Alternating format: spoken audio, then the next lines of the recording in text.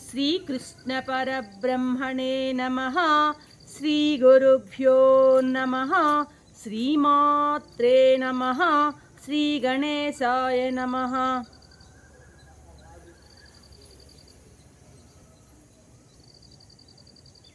ప్రియాత్మ బంధువులారా, నిత్య జీవితంలో భగవద్గీత 500వ భాగం 18వ అధ్యాయం మోక్ష సన్యాస యోగం. స్వామి 19వ శ్లోకంలో జ్ఞానము, కర్త, కర్మ అనేటువంటి వాని యొక్క సాత్విక, రాజసిక, తామసిక రూపాలను గురించి తెలియజేయబోతున్నారు. ఏమంటున్నారు స్వామి 19వ శ్లోకంలో? జ్ఞానం కర్మ చ కర్తారా త్రిదైవ గుణభేద ప్రోచ్యతే గుణ సంఖ్యానే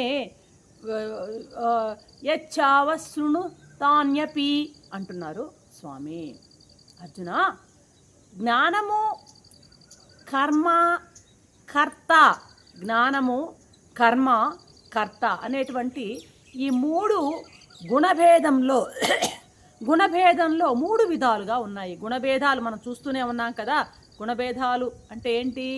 జ్ఞానము అంటే రాజసిక, తామసిక, సాత్విక జ్ఞానము.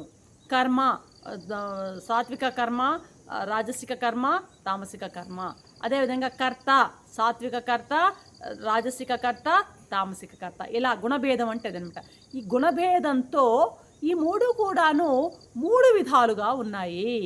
ఇది సాంఖ్యశాస్త్రం యొక్క సిద్ధాంతము అంటాడు. ఇది సాంఖ్యశాస్త్రం యొక్క సిద్ధాంతం అని. కాబట్టి వాటిని నేను చెప్పబోతున్నాను, వినవయ్యా అంటున్నాడు ఈ శ్లోకంలో. ఏంటంటే జ్ఞానము, కర్త, కర్మలు మూడు గుణాల భేదాలతో ఉన్నాయి అని సాంఖ్యశాస్త్రం సిద్ధాంతం రూపంగా చెప్తోంది. దానిని నేను నీకు చెప్తున్నాను, విను అంటున్నాడు స్వామి అన్నమాట. ఇప్పుడు మనం నిన్న ఎపిసోడ్లో చూసాం కర్మచోదన. ఏంటి కర్మచోదనలో ఏమొస్తాయి? ఒక పని జరగాలంటే ముందు కర్మచోదనం జరుగుతుంది అంతర్గతంగా అనుకున్నాం కదా. దాంట్లో ఏమున్నాయి? జ్ఞానము, గేయము, జ్ఞాత. ఏంటి? జ్ఞానము, గేయము, జ్ఞాత. ఇవి కర్మచోదనలో ఉన్నాయి. అదేవిధంగా కర్మ సంగ్రహంలో మూడు ఉన్నాయి. ఏది? కరణము, కర్త, కర్మ. కరణము, కర్త, కర్మ. ఈ జ్ఞాన చోదన, జ్ఞాన సంగ్రహములో ఉన్నటువంటి మొత్తం 6 కలిసి ఒక కర్మ సిద్ధికి హేతువులు అని చెప్పారన్నమాట. ఒక కర్మ జరగాలంటే కర్మ చోదన ఉండాలి, కర్మ సంగ్రహము ఉండాలి. కర్మ చోదనలో జ్ఞానము, గేయము, జ్ఞాత ఉంటాయి. అదేవిధంగా కర్మ సంగ్రహంలో కరణము, కర్త, కర్మ అనేవి ఉంటాయి.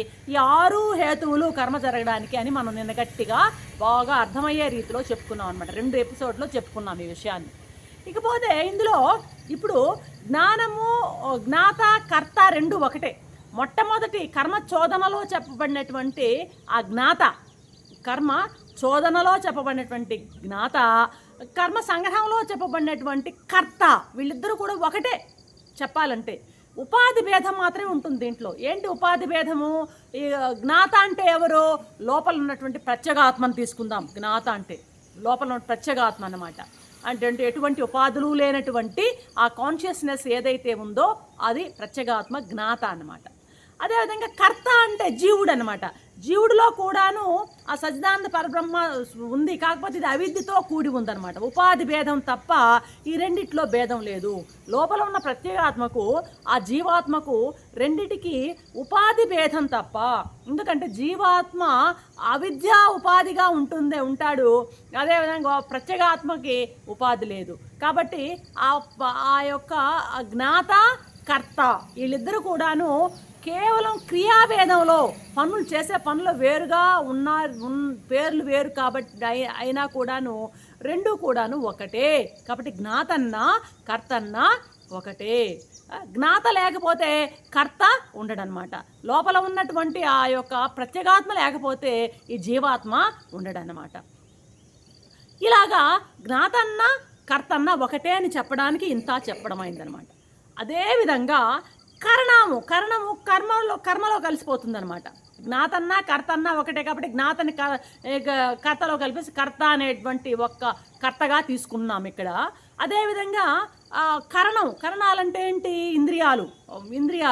అదేవిధంగా కరణాలన్నీ కూడాను కర్మతో కలిపేసి కరణాలని కర్మతో కలిపేసి ఇక్కడ కర్మగా తీసుకున్నాం. కర్త కర్మ రెండు వచ్చినాయి అనమాట. అర్థమవుతుందా? ఇక గేయం ఉంది కదా, గేయం జ్ఞానంతో కలిసిపోయింది. గేయం అంటే ఏంది? కనపడే వస్తువులన్నీ కూడాను గేయం అనమాట.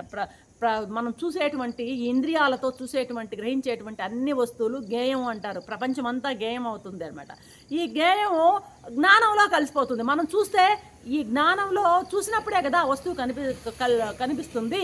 కాబట్టి గేయము జ్ఞానంలో కలిసిపోయింది. ఇప్పుడు గేయం కూడా పోయిందనమాట. ఇక్కడ పోయింది ఏంటివి? జ్ఞాతాన్ని తీసేసాము, కరణం తీసేసాము, గేయం తీసేసాము అనమాట. మిగిలింది ఏంది?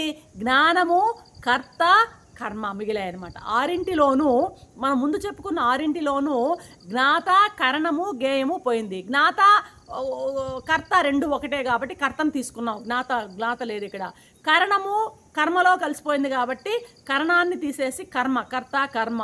మూడోది గేయం కాస్త జ్ఞానంలో కలిసిపోయింది కాబట్టి జ్ఞానం అనమాట. జ్ఞానము, కర్త, కర్మ. మొత్తానికి మనకి మిగిలింది మూడేనమాట.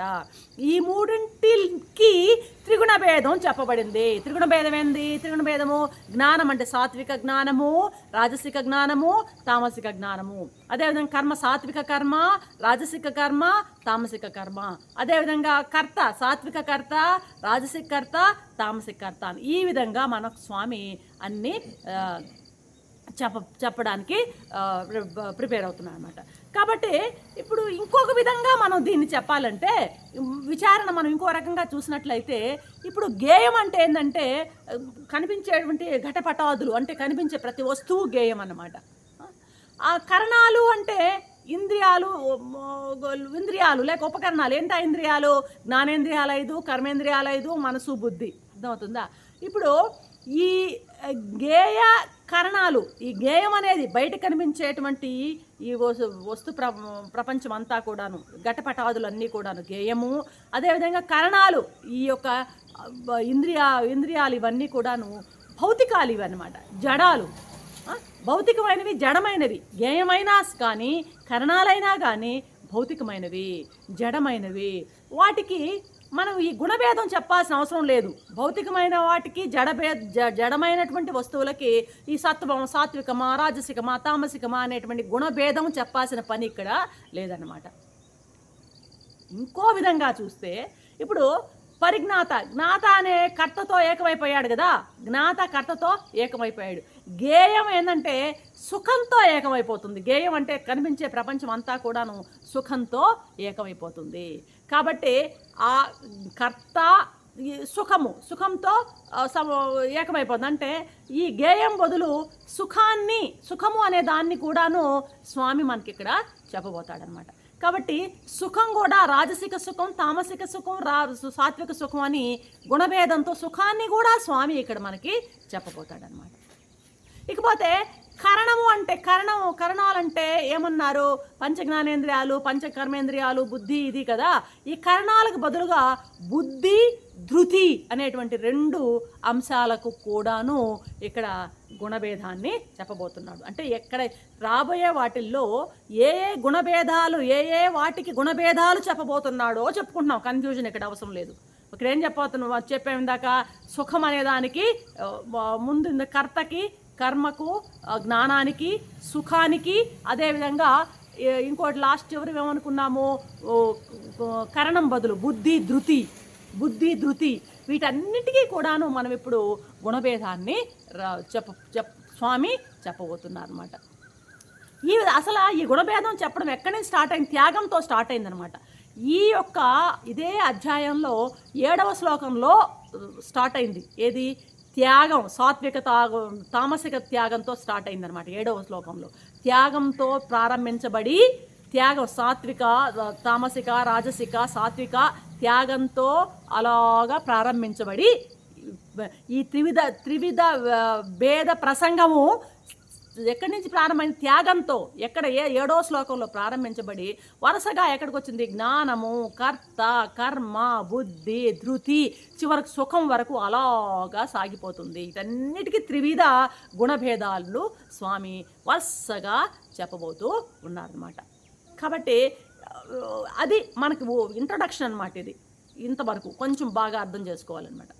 ఇప్పుడు ఈ శ్లోకంలో మనకి ఒక గుణసంఖ్యాక అనేటువంటి మాట మనకి కనపడింది అనమాట. వచ్చింది ఎక్కడ? ప్రోచ్యతే గుణ సంఖ్య అనేటువంటి ఆ యొక్క సంఖ్యాక అనేటువంటి మాట మనకి వినబడింది 2వ పాదంలో అనమాట. ఈ అంటే చూడండి, గుణాలని గురించి వివరించే చెప్పే శాస్త్రం సాంఖ్యశాస్త్రం. సాంఖ్యశాస్త్రం అనే ఒక శాస్త్రం ఉంది. ఈ శాస్త్రము ఈ గుణాలను గురించి, త్రిగుణాలను గురించి బాగా వివరించి చెప్పేటువంటి శాస్త్రము సాంఖ్యశాస్త్రం అనమాట. అయితే సాంఖ్యులు అద్వైతులు కాదు, ద్వైతులు వీళ్ళు. సాంఖ్యులు అద్వైతులు కాదనమాట. వీళ్ళు ద్వైతం అంటే ఏంది? అద్వైతం అంటే 2 లేదు, మోనిజం అనమాట. ఒకటే, ఉన్నది ఒకటే, సర్వం అదే, ఆయన యొక్క ప్రకటనే, ప్రపంచం అంతా ఉన్నది ఒకే, ఏకరీతిగా ఉన్నటువంటి పరమాత్మే అన్నటువంటి భావం అద్వైతము. వాళ్ళు సాంఖ్యులు దాన్ని నమ్మరన్నమాట. వాళ్ళు ద్వైత సిద్ధాంతం అనమాట. అయితే మూల సిద్ధాంతంలో వాళ్ళకి భేదం ఉన్నప్పటికీ కూడాను మామూలుగా సాంప్రదాయమైనటువంటి వేదాంతులు ఏం చేశారంటే గుణ విచారం వరకు, ఈ త్రిగుణాల విషయం వరకు, గుణాలని విచారం చేసేటువంటి అంశాన్ని, త్రిగుణాలను గురించిన అంశాలని ఆ సాంఖ్యుల నుంచి తీసుకున్నారనమాట. సాంఖ్యులు తీసుకున్నారు. సాంఖ్యశాస్త్రానికి దాని కర్త ఎవరంటే కపిలుడు అన్నమాట. ఆ కపిలునికి భగవద్గీతలో చాలా గౌరవం ఇచ్చారు కృష్ణ పరమాత్మ. కాబట్టి సాంఖ్య సిద్ధాంతము మూలంలో వీళ్ళిద్దరు ద్వైతము అద్వైతము అని భేదించినా సరే సాంఖ్యం నుంచి తీసుకున్నారు ఈ గుణ విచారాన్ని. ఈ అంశాన్ని మాత్రం సాంఖ్య సిద్ధాంతం నుంచి గ్రహించబడింది అనమాట. కాబట్టి ఎక్కడ బయలుదేరింది? త్యాగం వద్ద బయలుదేరింది. 7వ శ్లోకంలో తామసిక త్యాగం వద్ద బయలుదేరినటువంటి ఈ రైలు బండి జ్ఞానము, కర్మ, కర్త, బుద్ధి, ధృతి అనేటువంటి ఒక్కొక్క స్టేషన్ని దాటుకుంటూ చివరికి సుఖము అనేటువంటి జంక్షన్ని చేరుకుంటుంది. ఇంకా చేరుకుంది అనకూడదు, ఎందుకంటే మనం చెప్పుకోబోతున్నాం. త్యాగంతో ప్రారంభమైనటువంటి స్టేషను సుఖం అనేటువంటి జంక్షన్కి చేరుతోందనమాట మన ఈ గుణ విచార రైలు బండి అనమాట. మామూలుగా సుఖం అంటే జీవిత లక్ష్యమే, ఆత్యంతిక దుఃఖ నిరోధం, పరమానంద ప్రాప్తి. సుఖం అనే ప్రతి ఒక్కరి జీవిత లక్ష్యం. ఎవరైనా సరే సుఖాన్నే కోరుకుంటాడు, దుఃఖాన్ని ఎవరు కోరుకోడు అనమాట. అందరి గమ్యం కూడా ఏంటంటే సుఖమే అనమాట. త్యాగం యొక్క పరిణామం సుఖమైతే భోగం యొక్క పరిణామం దుఃఖం అని చెప్పాల్సిన పనే లేదనమాట. ఎక్కడైతే త్యాగం ఉంటుందో ఆ త్యాగంలో సుఖం ఉంటుంది, ఎక్కడైతే భోగం ఉంటుందో ఆ భోగంలో దుఃఖం ఉంటుంది. అయితే ఆ త్యాగం కూడా ఎట్టాటి త్యాగమై ఉండాలి అంటే సాత్విక త్యాగం అయినప్పుడే సాత్విక సుఖము సంప్రాప్తం అవుతుంది. సాత్విక త్యాగి కర్మయోగి, సర్వత్యాగి సన్యాసి అయినట్టుగా అవుతాడనమాట. అతడే నిజమైనటువంటి జ్ఞాన యోగి. కర్మయోగం లేకుండా సన్యాసం లేనే లేదు. కర్మయోగం లేకుండా సన్యాసం లేనే లేదనమాట. అర్థమవుతుందా? సాత్విక త్యాగం లేకపోతే కర్మయోగం లేదు. కర్మయోగం లేకపోతే సన్యాసం లేదు. సాత్విక త్యాగం లేకపోతే కర్మయోగం లేదనమాట. కాబట్టి సాత్విక త్యాగం కావాలి అనంటే, మనకు సాత్విక త్యాగం కావాలి అనంటే ఏం కావాలి? సాత్విక జ్ఞానం కావాలి, సాత్విక కర్మ కావాలి, సాత్విక కర్త కావాలి, సాత్విక బుద్ధి కావాలి, సాత్విక ధృతి కావాలి. ఇవన్నీ కావాలి. సాత్విక త్యాగం కావాలంటే మనకి ఇవన్నీ, సాత్విక జ్ఞానము, సాత్విక కర్మ, సాత్విక కర్త, సాత్విక బుద్ధి, సాత్విక ధృతి కావాలి. కాబట్టే స్వామి ఈ సాత్వికమైనటువంటి ఈ త్యాగం కొరకై సాత్విక జ్ఞానాన్ని, సాత్విక కర్మని, సాత్విక కర్తని, సాత్విక బుద్ధిని, సాత్విక ధృతిని మనం చక్కగా మనకి చెప్పబోతూ ఉన్నారు రాబోయేటువంటి శ్లోకంలో అన్నమాట. ఈ సాత్విక వీటన్నిటి యొక్క ఫలం ఏంటంటే చివరికి సాత్విక సుఖం వస్తుందన్నమాట. ఆ సుఖంలో మనం చేరినప్పుడు ఆ ఆత్మలో కర్మలను ఆరోపించేటువంటి ఆ అజ్ఞానము పోతుంది.